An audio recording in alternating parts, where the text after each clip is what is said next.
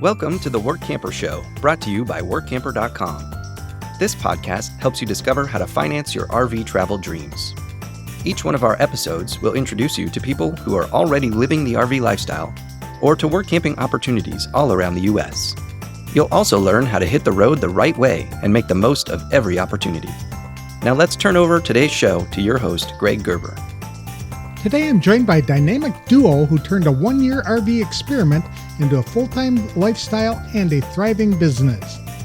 Today's episode is sponsored by Workamper News. Much more than just a job listing website, when you put the tools of this professional service into action, you'll find out just how easy it can be to turn your work camping dreams into reality. A Workamper membership opens the door to a one-stop shop for all things work camping. Being the original resource for work camping, you'll find the largest number of job listings, be able to connect with a community of work campers, and view resources compiled by experts who've been enjoying the RV lifestyle for many years. If you're serious about leading a successful and enjoyable work camping lifestyle, then membership is for you. Join today at www.workamper.com. Embark on new adventures today with the support of Workamper News behind you. Jill and Randy Shepard have gone from a hesitant beginning, when Randy was practically dragged into RV life, to becoming seasoned full-time RVers. Today, they help campground owners streamline their operations and unlock new sources of revenue. From managing spreadsheets in the front seat of their motorhome to helping campground owners to optimize operations, Jill and Randy have discovered how to blend remote work with hands-on work camping in a way that's both profitable and deeply fulfilling. Whether you're thinking about work camping for the first time or dreaming of launching a business from your RV, this episode is full of inspiration and actionable insights you won't want to miss. To tell us more about their business and life on the road, please welcome Workampers Jill and Randy Shepard to the show. Thanks for joining me today, Jill and Randy. I appreciate the time. Tell us how long, how long have you been RVing? 5 years. We're just coming up on 5 years full time. Okay, very good. What attracted you to that lifestyle? I was traveling every 10 days for work, and I was home 4 days, and then I was gone 10 days, and then home 4 days. And I've been married to him a long time, and I'd like to be around him all the time. Mm-hmm. And I begged him. I said, please, we'll get an RV for 1 year, and we're selling everything, a condo, everything. We're going to be in it 1 year, and if you hate it, we'll just go buy a new place. We'll start over, and that'll be that. But if you'll do it for 1 year, that was in, I think it was February of 2020. We got our RV. April of 2020, then of course we were into 20. We were the only ones going on the road, but we had so much fun those 3 years because we kept busy. We were working. Gas was $1.75. Exactly. Yeah, she dragged me kicking and screaming into the RV lifestyle. We had lived in an RV for 3 weeks while a house was being built, and it was the worst experience because I was commuting to work. And you had to get the tie and shirt and everything. Yes. So you had that to go was over to the showers and clean up. Not a great introduction to the RV lifestyle. Okay. I don't know if anyone else has spouses that are kicking and screaming, but the 1 year promise worked out really well. That's a great idea to really just even 6 months to do it would be a way to try it. And just go to really cool places. Yeah. So make sure you go to an RV show and sit in them and go, can I sit in this thing 24/7? That's why we went from a Class B to a Class C. And now we're in a Class A. We got the Tiffin 4 slide out now. It's a mansion. Okay. So you have adapted to the lifestyle, let's say, and Yes, we have. in it. I think it would be hard to go back to anything. We went on a cruise this January, and we compared it to what we have at home. And for the same square footage, we have a lot more at home than we had on the cruise. Of course, other than the chefs, which we don't have here on the RV. But it was interesting. But we still couldn't wait to get home. I can imagine. What are some of the fun places that you've been? Let's see, Louisiana, Memphis. Yeah, we've been Mardi Gras.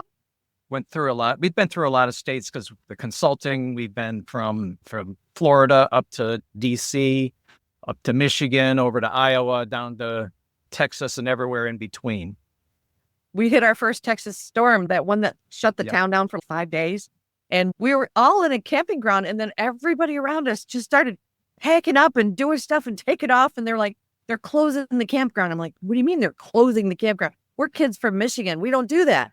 And they're like, no, you need to winterize your RV. And we had never winterized. We only had it, 6 months at that point? Yep. Oh, my. And so we went on YouTube, found our RV. Bless their hearts for all the people who do that and put that out there. We followed it through in the front of the park that was closing down. We had people going past us going, "You kids okay?" We're like, "Yeah, we got the pink stuff. We're getting it in there." Oh And my. then we went to a hotel for, I think, 4 or 5 days. Yep. While Okay. that bad storm hit. We were in Dallas, weren't we? Yep. Was Yeah. that- We had rolling blackouts even in the hotel, where it was power off for 4 hours and then power on for a couple hours and power off again. I So remember that. even their pipes froze. Yeah. Didn't, Yeah. But call the it- RV did great. didn't they call We it? clipped a couple of bulbs, light bulbs that were up on the top overhang there. That's about all the damage we had. Didn't they call it Snowmageddon? Yeah. They did. okay. Yeah. Everything was closed. Like Right. the whole city was closed. How are you supporting yourself on the road? Are you doing work camping All with trips? remote work. Yep. All All remote? remote work. All remote. We started a little company called Pop. Pop Nose Campgrounds is the whole name of it. That's actually the web address too. Pop Nose Campgrounds, both plural, right? Yep. And we do bookkeeping, accounting, business analysis, everything to do with buying, selling, owning, and working in a campground. How did you get into this without owning a campground yourself? I know, it's wild, right? I have an accounting degree and Randy's a computer geek, expert geek. I've always been just into the latest greens. When we got into the lifestyle, we met owners and I was shocked that their frustration was, I love working with my campers. I love being out Friday night. I love doing all the entertainment on Saturday, but all day Sunday, I have to work on the books and I hate it. And I'm like, you shouldn't have to do that if everything's connected. You just let, your bank connect to this, to that, and you should be able to, with a few tweaks, payroll's automatic, all those things are automatic, and then you can really enjoy your campground for what you're doing and what you're making. And it saves a lot of that extra couch Sunday time just doing the books. Right. A lot of them do, because Monday you're back in the office, and with the interruptions and stuff, people leaving, you've got to get the sites ready, get them cleaned up, depends on how small or big you are. If you have a manager, that's great. But if you don't know the accounting, you can't check your manager. And I hate to say that, but if you know where your numbers should be, you would be able to say, oh, did we have a bad month? Why did we have a bad month? What happened? Or we had the best month ever. What did you do? I'd love to give you a bonus or something. It goes both ways. Did you do this kind of thing in a professional career before you hit the road? I did. I've always worked in accounting and business analysis. I started my first company in our 20s. We had our first baby, and I actually had my first bookkeeping firm in my 20s. And then I went into corporate America because it's easier. It's really not, but it is easier. Mm-hmm. And I started working for banks, doing this for banks to go into companies in trouble. And then I've been working in senior living for many years, which is also multifamily, same kind of thing, real estate. Then I looked at buying one because I saw, when you see a lot of accounting, you realize that owning a campground is almost next to owning a pawn shop. For cash wise, it's a very good cash business. So if you don't have a lot of cash, it makes cash day one, unless you're building. But that kind of business is not that easy to find, where you walk into it, maybe a laundry, where the equipment's there, everything's running, people are there, and you'll have money day one. Okay. I fell in love with it. I looked for a property. I did a lot of due diligence properties, worked with a couple of the marketing companies out there to see who was available. We ended up getting hired by Beyonder in that phase, who said, hey, we need an operations people. We're buying 5 this year, and I need someone to help me set them up. But I also need you to go there, and we'll pay you to go there. I'm like, that works for me because I really don't care where I go. I'm all wheels. So and we got a ton of experience doing that. Just good things, bad things. One closing, I was double checking what was on Schedule B, which is equipment coming with the community. And I noticed some of it driving away. And so I said, oh, that's on this list. Oh, we'll bring it back. So they brought it back. And they did a couple other things for fun. But I saved that owner, that transition, about $25,000 in equipment. Wow. Just not disappearing during the transition and all that confusion. Randy, what did you do for a living before you started RVing?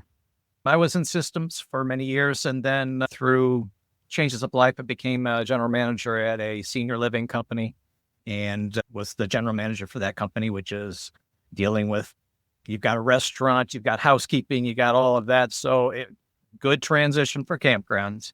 And then since that point, really optimizing campgrounds. And what I do is I come in and behind Jill and look at systems, how to optimize their systems, their campground reservation software, looking at how to make the staffing more efficient, making sure that they're trained. And so Documentation, you're amazing at documentation. Mhm. Yeah. So- Especially because if someone's buying a new campground and they're new to it, but they think they want to do it, there's a lot of little details that go into it. So if you have someone who knows what to do, bring us in a month before, a month after. That's about as long as it took to help with the closing, get the hiring in place, get all of the work campers in place, how you get them in place, how you do that money, and how you actually record that.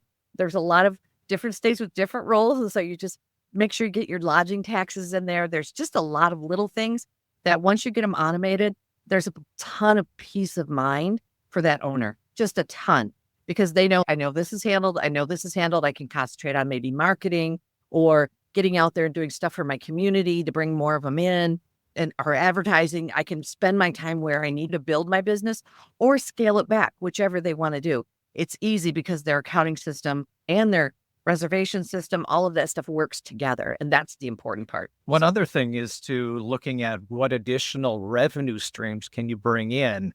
Do you have a store? Can you arrange, do you sell alcohol at your store or not? And finding what those additional revenue streams with laundry, with stores, with additional, Propane. all those kinds of things. And there's deals in the industry. So if you don't sell beer, and this, I'll do Ohio, right? Indiana.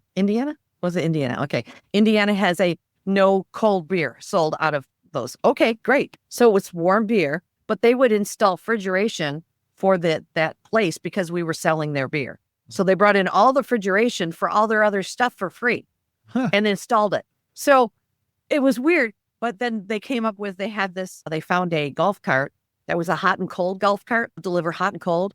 So they got a pizza set up and they had ice on the other side and they sold buckets of ice and warm beer. So you work around it and the campground just exploded because people loved it. They didn't have to go out to get a pizza. The pizza was delivered right to their site with a bucket of ice and warm beer. Okay. So you could put the warm beer in the ice maybe a little before it got delivered, but it was the whole combo. It was just something fun for that. That and we did foam parties. We got people that into the foam parties and the inflatables to bring more kids and bring more fun to their weekend events, which take less time for your staff and are just as enjoyable. Tie-dyeing shirts. Everybody loves to do that. But the foam parties, it's a couple of machines and one guy and a bubbler. It's so there's things that you can do to make your park jump out there. And there's things, it just depends on what you want with your park. So because you're full-time RVers, you can go into an RV park and say, I've seen these other amenities at parks that I think you should incorporate in. So would your new campground clients bring you in and let you stay there for a couple of weeks or a month or so? A month before and a month after. So we're there 2 to 3 months. Okay. And is this during transitions between owners? Is that what you specialize in? So you wouldn't necessarily go into an established campground and help them with that? Or would you do that as well? We could do that as well and then get fresh eyes on it to see maybe they're looking at selling in 5 years. What do we need to do to get to this point? Or what is going on in the area? And we came across the monthly sites all over, and you should be shocked at some of the prices. So we have found them as low as $400 a month, all inclusive, which is another thing. And I found them as high as $1,500 a month, and you pay your own electric. Okay. It really depends, like Arizona, where you guys, you're closer to the $1,000, $1,200 a month, paying your own electric. And it just depends on the area. So if you're a park there and you're charging $800 a month, all inclusive, you've got a large revenue stream there that you're not taking advantage of that everyone else in your market is. Very good point. So you can help the campground owners identify those opportunities for growth. Once you leave, do you just remote work for them? If they need us to, if they want us to double check, maybe go in quarterly and double check and bring up the charts, the bars and the graphs, if they're that kind of person, or if they want to just get ready for their CPA, we charge a lot less than your normal CPAs out there, $250 to $400 an hour, a lot less than that. So it's easier for us to go in and clean everything up. Then you hand it to your CPA clean. They do a depreciation or whatever leasehold improvements. They do that piece. and your taxes. It'll save you thousands of dollars with your CPA. Oh, that's a good idea. And so you're coming in to do the grunt work, and that way you're not paying the big expensive CPA to do it, or having the CPA contract somebody else out and then charging it. Or yeah, they let their daughter-in-law or whoever do it, and then they review it, but they still charge you their rate. So this gives you a lot of flexibility, I would imagine. How many hours a week are you working? It depends on the day, but generally we're working 8 hours a day. It just depends. We always take our naps. Well, at our Lunch age- hour, but you take your 20-minute, you go out to the hammock, you really enjoy where you're at, because that's what it's all about. You go for a swim, you get in the jacuzzi if there is one, and then you work sporadically depending on what that owner needs. If they need to talk to you on Sunday afternoon, that's when you talk to them and review stuff, because that's a good day for them to review. Okay. Hopefully they can watch the football game before or after, but All right. Do you have a lot of clients waiting to go? Are you constantly recruiting new people, or do you just we're constantly recruiting Okay. new people. We offer to work campers who are working in community parks that they feel like we could be a service to. If they connect us up, we give them a referral fee. It's usually a percentage of whatever the bill gets to be. You never know if it's a big one or a small one. You don't want to shortchange them, but you want to make it worth their while if they're referring us. But we've never had a bad review yet. We've been written up a couple of times, and people are really happy because we genuinely help. We don't overhelp for a big fee. We give them exactly what they need and then some great choices. I would imagine that would be a great way to build the business, because campground owners, they know each other. They're Yes. very well connected in the industry. And so if somebody is having a good experience, or you really helped them save a lot of money or generate more money, like you Yes. had mentioned, Randy, that word will spread and people will be calling you. So that's really cool. Arvik we almost were speakers at Arvik this year around, because when we were at Beyonder, we had no problems hiring workers. We had none, and we kept people. We kept really good people. But there was a nice key to, there's a balance between what you pay them, what they're worth, and then developing them into something more, as opposed to just saying, oh, you go clean the bathrooms. What else do you like to do? What else do you like to do? If you do this for 2 hours a day, how about this and this? And you can rotate, and it's not so laborsome. Nobody's getting the short end of the stick, and they're all getting out because they work at campgrounds because they like it. Exactly. It Yeah. fits their lifestyle. So that's really cool. So if you give them a job where it's only 1/3 like grunt work and the rest is all fun, to them, that's an amazing job. That's a great retention strategy for a campground as well, I would think, to combine the must do, hate to do it, cleaning the toilets with the, okay, now you can go lead activities and be around people and help them have a good time. Go drive the golf cart, pick up garbage, which is like people like to do that. Oh, I get the golf cart. I'm going to go down there and I'm going to get the garbage, and here's your gloves and here's your extra bags, and have fun. That's right. And they get their coffee and they hop on the cart and they're happy as a clam because they're not stuck in the same routine. Are you both the accountants, or are you specializing in specific areas of this venture? We definitely specialize. I'm more the accounting person, ideas, marketing. Randy's all about solid computer access, things that work together, and he's the more conservative side. So if I come up with ideas like the foam party, he's looking at the numbers and how many employees it takes Okay. to actually do it. The foam parties are very big. I'm shocked, but they're huge, and it's a $1,000 machine. Is that right? And Yeah, there's another machine that's out there that will go into RVs and will kill all the molds. It's an ozone thing. okay. And we got Beyonder all hooked up with it. And so they got this stuff by the gallon, but it took 2 ounces to do an RV, and it was like $100 to $150 service to go in and kill all the molds in your RV. Who would do that every season? I would do that every season just because it's just an RV. And it was like $100, $150. And you had to stay out of your RV for an hour while it was, yeah. And Okay. and so anybody who came in that was a regular, like a monthly, they would say, hey, come on up to my site, get this done. And it was just an extra service, one of those little extra things the maintenance guys got to do and that they like. They're like, just got to spray down RVs. So is this a revenue opportunity for campgrounds, or for you folks to be able to provide Oh, this no, service for the on campgrounds. Okay. For the campgrounds. We're always looking for things that have a really good return on investment. That's Something that's going to pay itself off way before the end of the season and then give you further benefits down the road. Have you faced any challenges on the road? The gas prices are our biggest challenge right now, which is probably what everyone would say. Insurances are pretty reasonable. The repairs have been very minimal. If you catch them early, if you're really maintaining a rig, which we do, it's the gas prices that have kept us on the East Coast this year, as opposed to East, West, North, South, wherever we felt like going. If we wanted to hit Mardi Gras, we hit Mardi Gras. We didn't do that this year.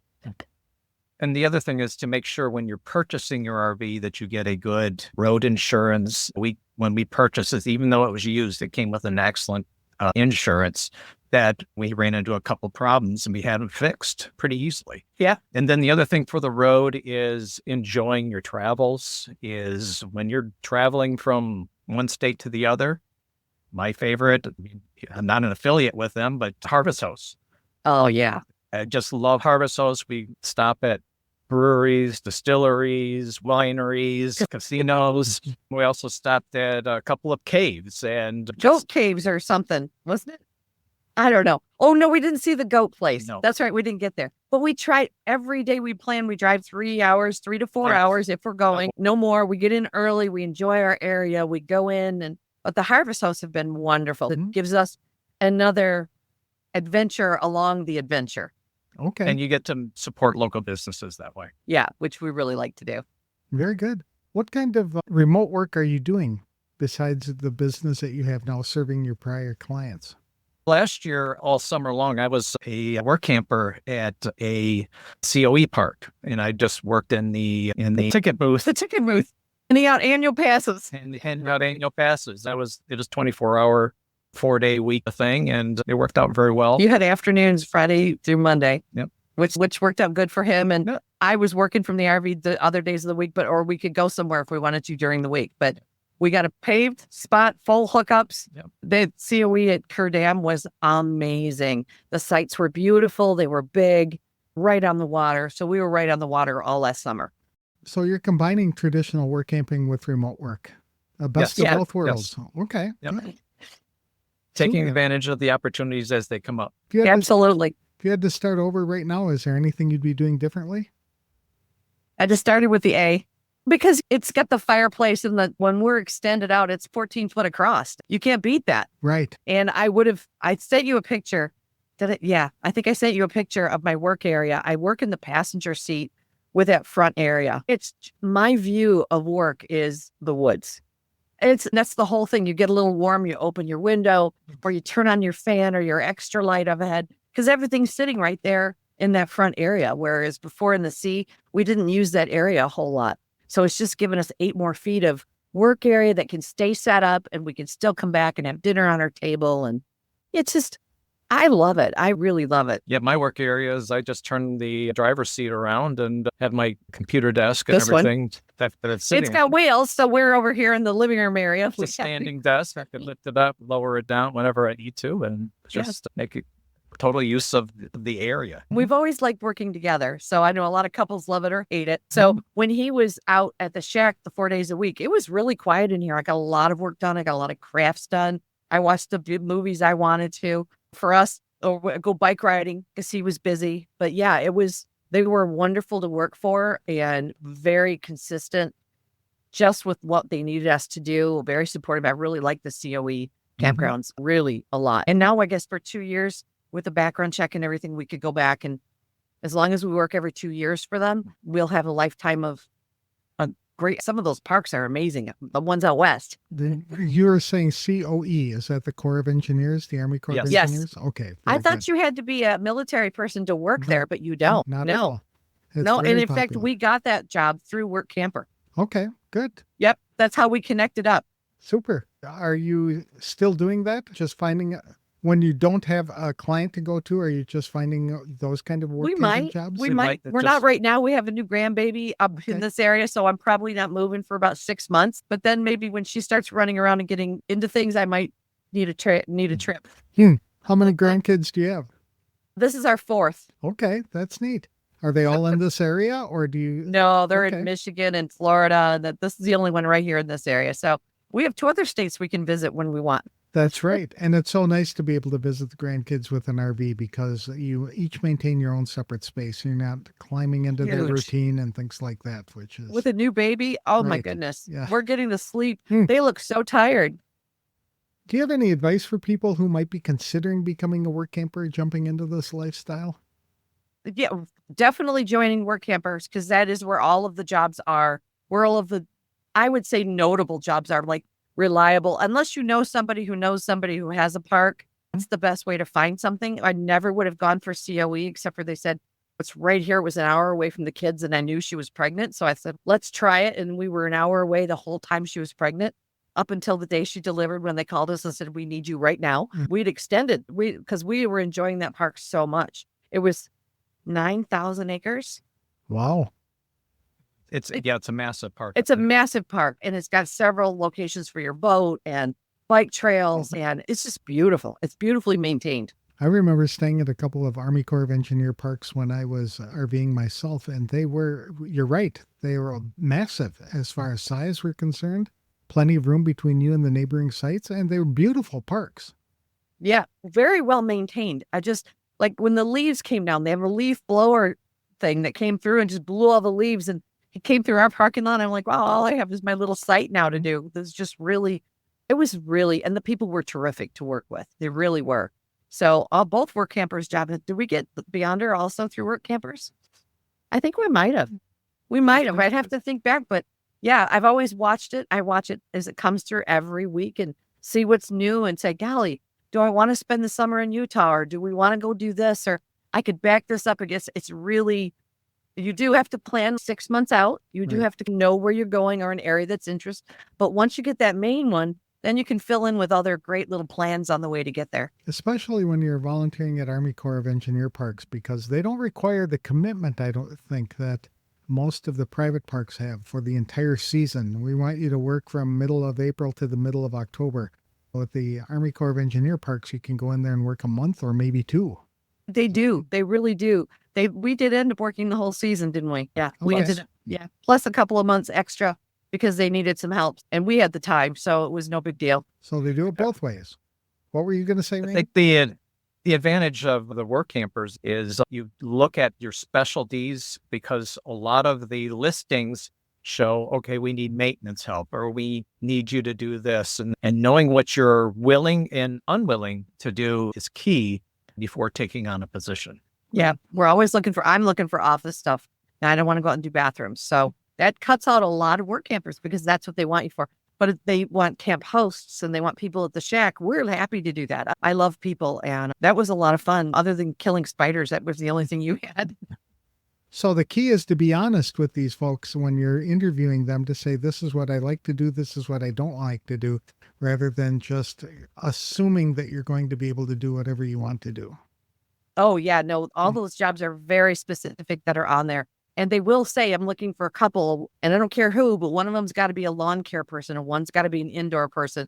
And you have to know that's the spot you're coming in for, that they need you for. You can't say, well, I like both. Great. If you both have both skills, but if you both don't have both skills, one of them has to stay in the office, the other one, the whole summer, you're not going to be out. You're going to be in the office or in the store, work in the store during your shift or whatever, which are 5-6 hours. It wasn't that bad. And the other thing is there's some others that have partially paid positions, especially at Army COE camps, where you need to know your computer systems. They will train you, of course, on their particular system, but having that little extra technology, but you're also front facing with a lot of their customers and guests, and having that kind of being able to communicate well and present yourself and present the campground is very important. Once again, how can people connect with you if they want to? Are you active on social media? I'm on LinkedIn if you look for my name, but the best way to get a hold of us is Pop Knows Campgrounds. So Knows, Knows, Campgrounds with a C. Okay. And with an S. C and an S. Camp.com. And that's the best way to get a hold of us. It's got our phone numbers and everything on it. You can call right in. I've got my little doohickey in my ear so that I can catch phone calls. But yeah, no, we're happy to talk to people. Regular hours, outside hours. If we're out around the campfire, we'll still answer your call and say hi. And we're usually in a very relaxed mood. We have a Pop LLC and a Mom LLC. Okay. So it could be anybody, but Mom's the IRAs. We do a lot with IRAs and investing with IRAs and help people do that and save some money on their taxes. But that's more advanced stuff. Is that helping individuals, or the campground owners do that? Either or. Okay. Either or. Any individual I come across who said, hey, I need to figure out how to do this like the big guys do. And I'm like, it's the same price as the big guys. So whatever you work with, you can invest in a campground, make a really good return Mhm. because people are looking for money to buy campgrounds. And Yes. we all know campgrounds are a very good business. Mhm. They're a very good business. So Super. I do a lot of analysis on the buyer side and the seller side just to help them with those numbers so they can see after I make all my expenses, I pay everything, plus my mortgage, what am I going to have left after that? And how much Excellent. money do I need to do that? Those are serious numbers. So Investors who are interested in investing in campgrounds could contact you for some advice oh yeah. to talk to the campgrounds before they get to the brokers and the expenses Oh start yeah. going up. Okay. Exactly. To see if the numbers make sense. Then we go to step 2, we do a letter of intent. Okay. Then we have 60 days to figure out if everything is exactly like they said. Right. Yes, then it's a time to close and start your new adventure. If it's not, it's good to know people who know when things Exactly. don't look quite right. Thank you for sharing your story with me today. I really appreciate it. And I wish you the best of luck in 2025 and beyond.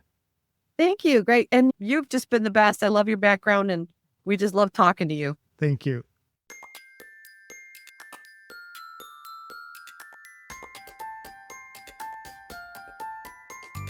That was an insightful conversation with Jill and Randy Shepard. What started as Jill's plea for a 1-year RV trial turned into a 5-year adventure that reshaped both their personal and professional lives. Their company, Pop Knows Campgrounds, provides remote accounting, systems analysis, and business consulting services tailored specifically to campground owners. Jill brings her background in accounting and business analysis, while Randy handles tech, training, and documentation. Together, they offer campground clients a powerful combination of financial clarity and operational efficiency. I was particularly struck by their ability to see opportunity everywhere. For example, they identify untapped income streams like in-park pizza delivery and ozone RV cleaning to helping campground owners to prepare their businesses for sale. Jill and Randy are not just business consultants, they're problem solvers, educators, and advocates for smart campground ownership. Even more inspiring is how they balance their professional work with meaningful workamping gigs. Jill runs remote operations from the RV, while Randy hands out passes at a U.S. Army Corps of Engineers campground. The flexibility allows them to stay close to family and hit the road whenever adventure calls. If you're an RV enthusiast dreaming about starting your own business, looking for a way to work on the road, or a campground owner needing help with the behind-the-scenes chaos, you'll definitely want to connect with Jill and Randy. For more information, visit their website at www.popknowscampgrounds.com. This episode is sponsored by Workamper News. If you have more questions and answers when it comes to the workamping and RVing lifestyle, then Workamper News can help. Listen to their free Workamping Q&A videos to get your questions answered. Each video answers questions submitted by folks just like you who are learning about the RV lifestyle, just getting started, or who've been workamping for a while. The videos cover topics like what kind of workamping jobs are out there, what do those jobs pay, tips for writing your workamper resume, questions to ask an employer, what type of RV is best, how to get your mail as an RVer, and much more.